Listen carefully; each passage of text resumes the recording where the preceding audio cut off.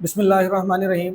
Dear students, मैं हूं मोहम्मद हाशिम हसन और मैं आप लोगों को एफएससी पार्ट 1 की फ़िज़िक्स पढ़ा रहा हूं। स्टूडेंट्स, हम लोगों ने जो चैप्टर स्टार्ट किया हुआ है वो दूसरा चैप्टर है और उस चैप्टर का नाम है फोर्स एंड मोशन।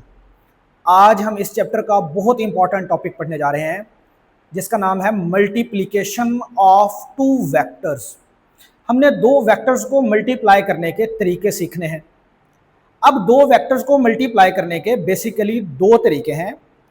एक जिसे हम कहते हैं स्केलर प्रोडक्ट या डॉट प्रोडक्ट, और दूसरा जिसे हम कहते हैं वेक्टर प्रोडक्ट या फिर क्रॉस प्रोडक्ट। स्टूडेंट्स, आज के लेक्चर में हम स्केलर प्रोडक्ट को समझेंगे या डॉट प्रोडक्ट को समझेंगे। स्टूडेंट्स, नाम से पता चल रहा है स्केलर प्रोडक्ट यानी ऐसा प्रोडक्ट दो वेक्टर्स का जिसके अंदर हमें जो आंसर मिले वो एक स्केलर क्वांटिटी हो। दोबारा सुने, स्केलर प्रोडक्ट या डॉट प्रोडक्ट वेक्टर्स की वो मल्टीप्लिकेशन है जिसमें हम दो वेक्टर्स को मल्टीप्लाई करेंगे, लेकिन वेक्टर्स को मल्टीप्लाई करने का जो रिजल्ट होगा, जो आंसर होगा, वो एक स्केलर क्वांटिटी होगी, यानी वो एक नंबर होगा। हम इसे स्टार्ट करेंगे डेफिनेशन से। डेफिनेशन में देखें, if the product of two vectors gives a scalar quantity then it is called scalar product और डॉट प्रोडक्ट। स्टूडेंट्स, अगर आप दो वेक्टर्स को मल्टीप्लाई करें, वेक्टर्स क्या होते हैं? जिनके अंदर मैग्नीट्यूड भी हो और डायरेक्शन भी हो। आप दो वेक्टर्स को मल्टीप्लाई करें लेकिन आपको रिजल्ट मिले एक स्केलर क्वांटिटी, इस तरह की मल्टीप्लिकेशन कहलाती है स्केलर प्रोडक्ट। अब इसका मैथमेटिकल फार्मूला जरा देखें, ए डॉट बी। स्टूडेंट्स, इसके अंदर दो वेक्टर्स हैं, एक वेक्टर है ए और एक वेक्टर है बी, और दरमियान में हमने लगाया हुआ है डॉट। ये डॉट बेसिकली मल्टीप्लिकेशन का साइन है जो हम स्केलर प्रोडक्ट के लिए इस्तेमाल करते हैं, इसीलिए इसे हम डॉट प्रोडक्ट भी बोलते हैं। दोबारा देखें, हमारे पास दो वेक्टर्स हैं, ए वेक्टर और बी वेक्टर, और इन दोनों का हमने स्केलर प्रोडक्ट लिया है, और जो रिजल्ट हमारे पास आया है वो क्या है? वो है magnitude of A multiply by magnitude of B multiply by cos theta. Students, इस फॉर्मूले को ध्यान से समझें। दो वेक्टर्स को मल्टीप्लाई किया और बदले में हमें क्या मिल रहा है? ए वेक्टर की मैग्नीट्यूड जो एक नंबर होगा, बी वेक्टर की मैग्नीट्यूड जो नंबर होगा, कॉस थीटा जो नंबर होगा। ये तीनों स्टूडेंट्स नंबर्स हैं। अब तीन नंबर्स जब मल्टीप्लाई होंगे तो हमें एक नंबर मिलेगा, और नंबर क्या होता है? नंबर एक स्केलर क्वांटिटी होता है।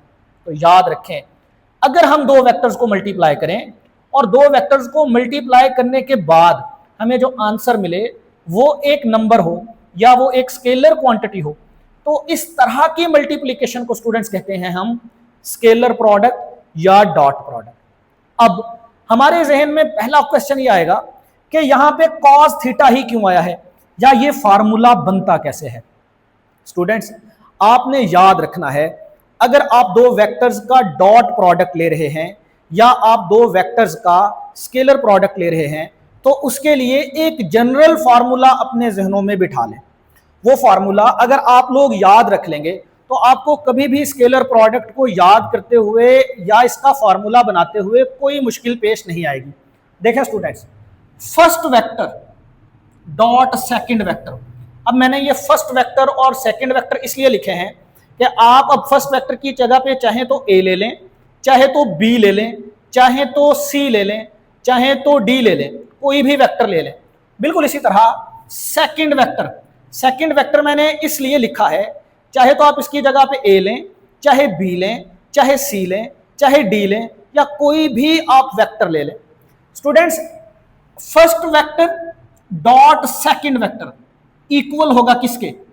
जो पहला वेक्टर होगा उसकी मैग्नीट्यूड, यानी मैग्नीट्यूड ऑफ फर्स्ट वेक्टर को आपने मल्टीप्लाई करना है किसके साथ? Projection of second vector on first vector के साथ। दोबारा सुने, पहला वेक्टर डॉट दूसरा वेक्टर इक्वल होगा किसके?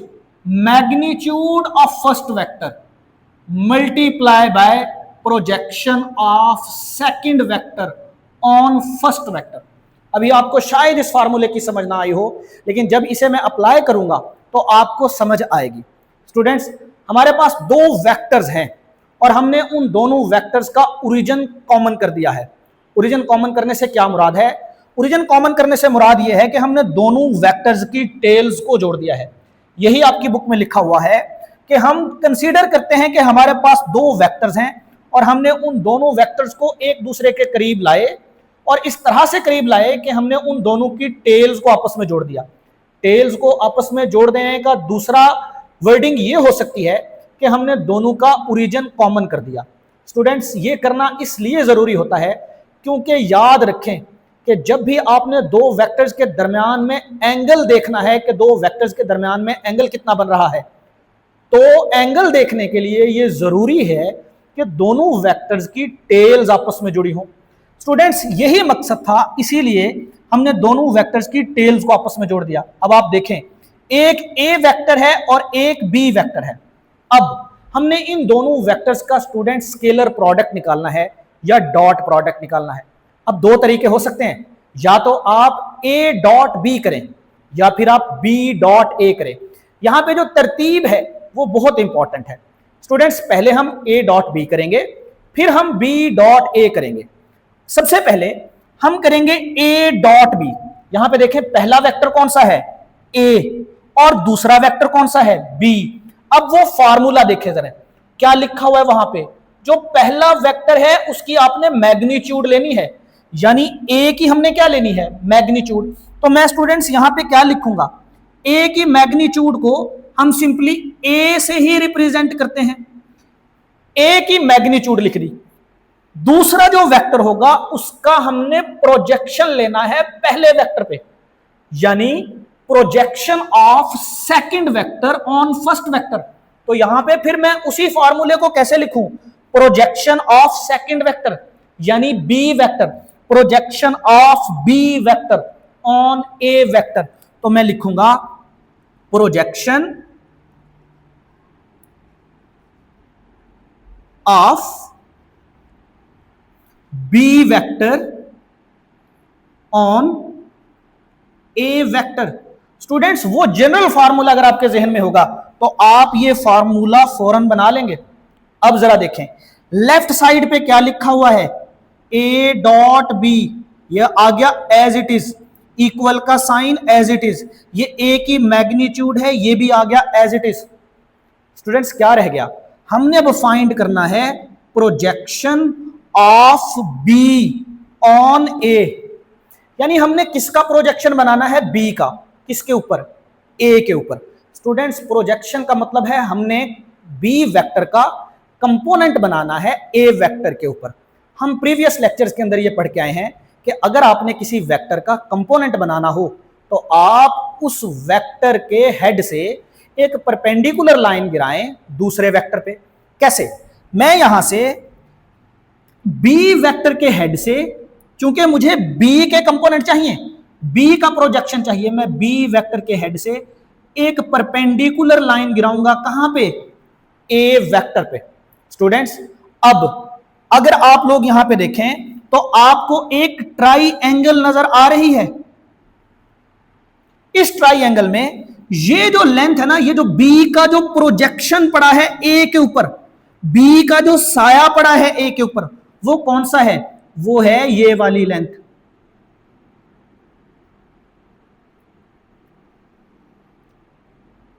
ये वो लेंथ है जो बी का प्रोजेक्शन है ए के ऊपर। स्टूडेंट्स, अब हमने देखना है कि इस प्रोजेक्शन की वैल्यू क्या आती है। उसके लिए आप ये ट्राई एंगल देखें। ये ट्राई एंगल अगर आपको नजर आ रही है तो एग्जैक्ट यही ट्राई एंगल उठा के मैंने यहां पे बना दिया और मैंने लेबल भी कर दिया।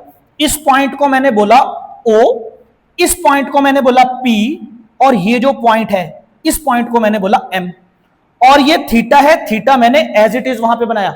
स्टूडेंट्स, अब आप लोग जरा गौर करें, यहां पे जो थीटा के सामने है वो परपेंडिकुलर है। परपेंडिकुलर जिसके परपेंडिकुलर हो वो बेस होती है, और जो साइड बच जाए वो क्या कहलाती है? वो कहलाती है हाइपोटेनियस। स्टूडेंट्स, अगर आप देखें तो ये जो हाइपोटेनियस है, ये जो लेंथ है इस हाइपोटेनियस की, ये एक्चुअली बी वेक्टर की मैग्नीट्यूड है। इसीलिए मैंने यहां पे हाइपोटेनियस की जगह पे क्या लिख दिया है? बी। लेकिन मुझे कौन सी लेंथ चाहिए? मुझे ये लेंथ चाहिए। क्यों भला? क्योंकि यही बी वेक्टर का वो प्रोजेक्शन है जो ए के ऊपर पड़ रहा है। यानी मुझे कौन सी लेंथ चाहिए? मुझे चाहिए ओ एम लेंथ। और ओ एम लेंथ को निकालने के लिए मैं यहां पे ट्रिग्नोमेट्रिक फंक्शन इस्तेमाल करूंगा। आप सब जानते हैं कि कॉस थीटा किसके इक्वल होता है? स्टूडेंट्स कॉस थीटा इक्वल होता है बेस ओवर हाइपोटेनस। यहां पे बेस किसके इक्वल है? स्टूडेंट्स बेस अगर आप देखें तो बेस इक्वल है ओ एम लेंथ के। ये आ गया ओ एम। और हाइपोटेनस किसके इक्वल है? ओपी लेंथ के। और ओपी लेंथ किसके इक्वल है? बी के। तो मैं इधर लिख दूंगा बी। स्टूडेंट्स, यहां से बी को आप इस तरफ अगर लेके आए तो ओ एम लेंथ किसके इक्वल आ जाएगी? बी कॉस थीटा के। देखें स्टूडेंट्स, ये जो ओ एम लेंथ है, ये जो ओ एम लेंथ है, ये किसके इक्वल है? बी कॉस थीटा के। अब अगर आप देखें तो ये ओ एम लेंथ ये वाली लेंथ है, और फिर ये किसके इक्वल होगी? ये इक्वल होगी बी कॉस थीटा के। यानी जो बी वेक्टर का ए वेक्टर के ऊपर प्रोजेक्शन पड़ रहा है वो इक्वल है बी कॉस थीटा के। तो projection of B on A की जगह पे मैं क्या लिख दूं? B cos theta. तो स्टूडेंट्स, यहां पे ए डॉट बी किसके इक्वल आ जाएगा? ए डॉट बी इक्वल आ जाएगा ए बी कॉस थीटा। देखिए, जो मैंने स्टार्ट में फॉर्मूला लिखा था वही फॉर्मूला मैंने यहां पे प्रूव कर दिया है। अब स्टूडेंट्स, ये तो था ए डॉट बी। अब हम चलेंगे बी डॉट ए की तरफ। अब पहला वेक्टर कौन सा है? बी। और दूसरा वेक्टर कौन सा है? ए। दोबारा वही फार्मूला देखें। जो पहला वेक्टर होता है उसकी हम मैग्नीट्यूड लेते हैं, तो बी की हम लेंगे मैग्नीट्यूड। और जो दूसरा वेक्टर होता है उस वेक्टर की हम प्रोजेक्शन लेते हैं पहले वेक्टर पे। यहां पे दूसरा वेक्टर कौन है? ए। तो हम लिखेंगे प्रोजेक्शन ऑफ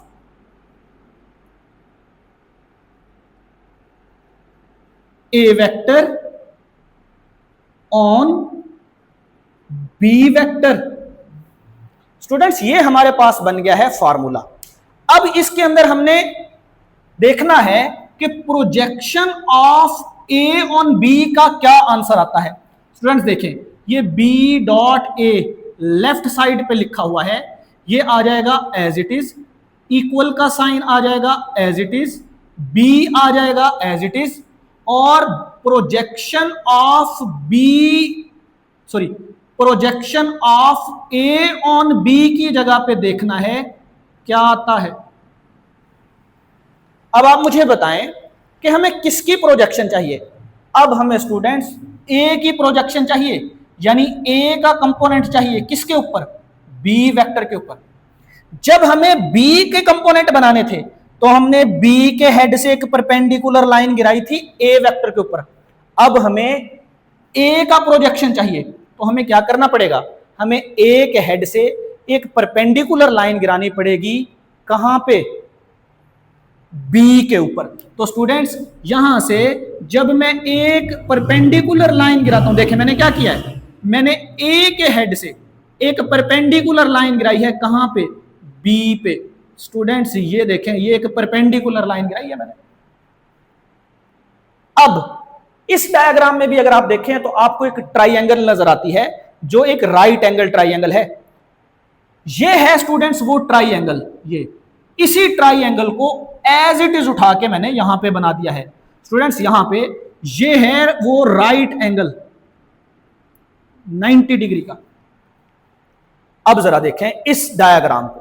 स्टूडेंट्स इसके अंदर जो थीटा के सामने लेंथ होती है वो हमें पता है परपेंडिकुलर होती है, और जो लेंथ परपेंडिकुलर के परपेंडिकुलर होती है वो बेस होती है। यानी ये है यहां पे बेस। आमतौर पे कंफ्यूजन ये होती है कि यहां पे बेस कौन है और हाइपोटेनस कौन है। एक तो आसान सा तरीका ये है कि आप ये देख लें कि सबसे लंबी लेंथ कौन सी है। जो सबसे लंबी लेंथ होती है वो हाइपोटेनियस होती है।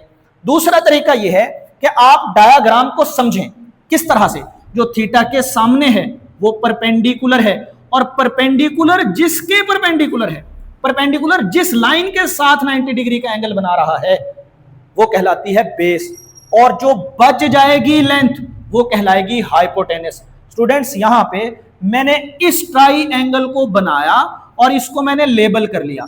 इस पॉइंट को मैंने बोला O, इसको मैंने बोला P, और इसे मैंने बोला M।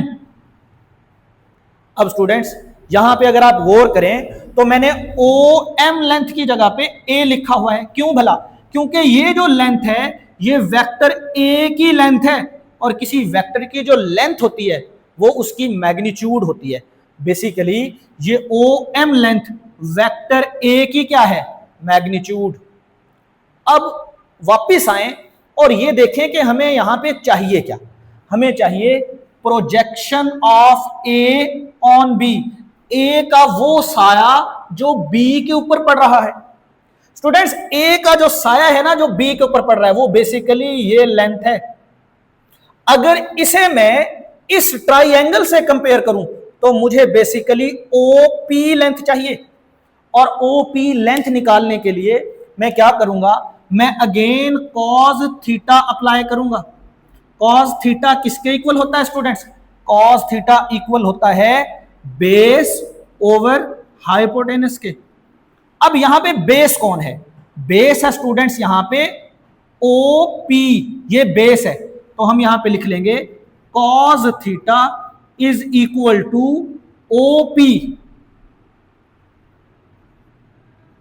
OP divided by hypotenuse कौन है? OM, और OM लेंथ किसके इक्वल है? A के। ये आ गया स्टूडेंट्स A। अब यहां से आप अगर OP लेंथ निकालें तो OP लेंथ किसके इक्वल आएगी? A cos थीटा के। स्टूडेंट्स ये जो OP लेंथ है ये किसके इक्वल है? A cos थीटा के। अगर आप इसी OP लेंथ को कंपेयर करें अपनी ओरिजिनल डायग्राम के साथ तो ये जो लेंथ है ये किसके इक्वल आ जाएगी? ये इक्वल आ जाएगी स्टूडेंट्स A cos थीटा के। यही वो प्रोजेक्शन है जो A का पड़ रहा है किसके ऊपर? B के ऊपर। तो स्टूडेंट्स हम projection of A on B की जगह पे क्या लिखेंगे? हम लिखेंगे A cos थीटा। ये जो डायग्राम्स हैं ये मैंने आप लोगों को समझाने के लिए बनाई हैं कि यहां पे cos थीटा आता कैसे है। अब स्टूडेंट्स इस फॉर्मूले को मैं लिख सकता हूं B dot A is equal to B, और ये A cos theta as it is. अब स्टूडेंट्स B भी एक नंबर है, A भी एक नंबर है, और cos थीटा भी एक नंबर है, और नंबर्स जब मल्टीप्लाई हो रहे हो तो उनकी तरतीब से कोई फर्क नहीं पड़ता। तो मैं B डॉट A को भी क्या लिख लूंगा? A B cos theta. आपने देखा कि A डॉट B का आंसर भी क्या आया? A B cos थीटा, और B डॉट A का आंसर भी क्या आया? A B cos theta. तो यहां से हम एक बात आज तय कर लेते हैं, आप लोगों को हम ये कल पढ़ाएंगे भी कि स्केलर प्रोडक्ट के अंदर कम्यूटेटिव प्रॉपर्टी होल्ड करती है। कम्यूटेटिव प्रॉपर्टी होल्ड करने से क्या मुराद है कि A डॉट B और B डॉट A एक दूसरे के इक्वल होते हैं। स्टूडेंट्स यहां तक हमने ये सीखा कि A डॉट B और B डॉट A के लिए फॉर्मूलेशन कैसे की जाती है। अब हम एक एग्जांपल समझते हैं। स्टूडेंट्स याद रखें कि वर्क इक्वल होता है किसके? Magnitude of displacement, magnitude of displacement displacement vector की magnitude multiply by force in the direction of displacement, या हम ये भी लिख सकते हैं component of force in the direction of displacement. Students यहां पे इस फार्मूले की अभी आपको समझ आ जाएगी जब आप ये डायग्राम देखेंगे। देखिए फर्ज करें कि ये हमारे पास एक बॉडी है, जिस बॉडी पे हम इस तरह से फोर्स लगा रहे हैं। फर्ज कर लें कि हमने एक रस्सी बांधी हुई है, हम इस पे ऐसे फोर्स लगा रहे हैं और ये जमीन के पैरेलल यानी हॉरिजॉन्टल एक्सिस में मूव करता हुआ जा रहा है। अब यहां पे अगर आप देखें तो बॉडी जा कैसे रही है, हॉरिजॉन्टल एक्सिस में, लेकिन फोर्स आप कैसे लगा रहे हैं, इस डिस्प्लेसमेंट के साथ फोर्स का एक एंगल बन रहा है थीटा। स्टूडेंट्स जहां पे भी दो वेक्टर्स एक दूसरे के पैरेलल ना हो यानी सेम डायरेक्शन में ना हो, वहां पे हम क्या करेंगे, हम किसी एक वेक्टर के कंपोनेंट्स बनाएंगे। यहां पे अगर आप देखें तो फोर्स और डिस्प्लेसमेंट चूंकि एक डायरेक्शन में नहीं है तो हम फोर्स के कंपोनेंट बना लेंगे। फोर्स के कंपोनेंट बनाने का तरीका यह है कि हम फोर्स के हेड से एक परपेंडिकुलर लाइन गिराएंगे डी के ऊपर।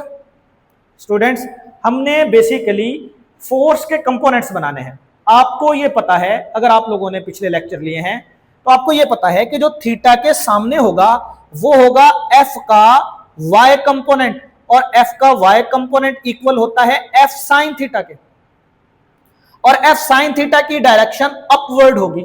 अगर आप लोगों ने दूसरा लेक्चर नहीं पढ़ा तो वो जरूर पढ़े। इसके बाद देखें स्टूडेंट्स, ये जो लेंथ होती है ये होता है वेक्टर का एक्स कंपोनेंट और ये इक्वल होता है एफ कॉस थीटा के। अब यहां पे हमने क्या किया है, यहां पे हमने बेसिकली फोर्स को उसके दो हिस्सों में डिवाइड किया है। हमने ये देखा है कि फोर्स एक्स एक्सिस में कितनी लग रही है और फोर्स वाई एक्सिस में कितनी लग रही है। अब स्टूडेंट्स यहां पे अगर आप देखें तो फोर्स का एक कंपोनेंट है जो एक्स एक्सिस में लग रहा है, वो है एफ कॉस थीटा, और फोर्स का दूसरा कंपोनेंट है जो वाई एक्सिस में लग रहा है, वो है एफ साइन थीटा। अब अगर मैं आपसे ये पूछूं कि बताएं फोर्स का वो कौन सा कंपोनेंट है जिसकी वजह से वर्क हो रहा है, तो आप लोग फौरन कहेंगे F cos theta. Students body जा किस डायरेक्शन में रही है, इस डायरेक्शन में, तो इस डायरेक्शन में बॉडी को ले जाने का रिस्पॉन्सिबल कौन है, एफ कॉस थीटा या F sine theta. Students F cos theta, क्योंकि एफ कॉस थीटा ही वो फोर्स का हिस्सा है जो डिस्प्लेसमेंट की डायरेक्शन में लग रहा है, जबकि एफ साइन थीटा तो बॉडी को ऊपर लेके जाना चाहता है, एफ साइन थीटा तो वर्क डन नहीं करना चाहता।